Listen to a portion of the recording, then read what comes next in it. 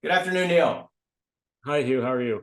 I'm great, thanks. So the FOMC statement just came out. Markets seem to be a little back and forth on this. Looks like they removed a couple of the potential rate cuts, but left inflation's expectations about the same.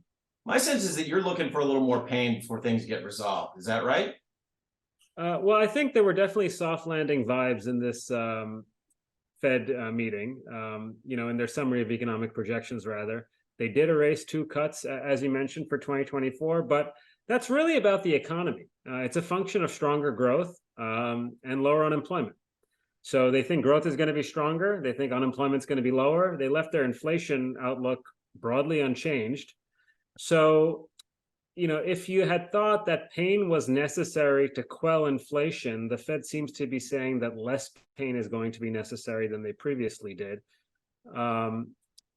At the margin, that's consistent with a soft landing. Now, there's no evidence that the Fed's going to be cutting anytime soon, so everything that we're seeing is consistent with higher for longer. I think the risk is that these are somewhat, aspirational forecasts from the Fed. We have above trend growth and low unemployment, and yet they still expect inflation to slow. I'm not really sure how that happens, at least relative to how the Fed's projecting it. But I will say this, in terms of a call, I think it's unlikely that the Fed's going to be hiking again this year. I think they're done. And the reason is simple. You have basically 7 people on the FOMC that no longer want to hike. You have 12 people that do.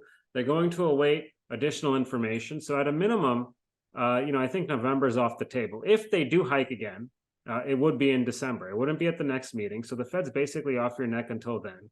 And at the December meeting, I think it's just going to be difficult to see them going, particularly with so many projecting cuts for next year.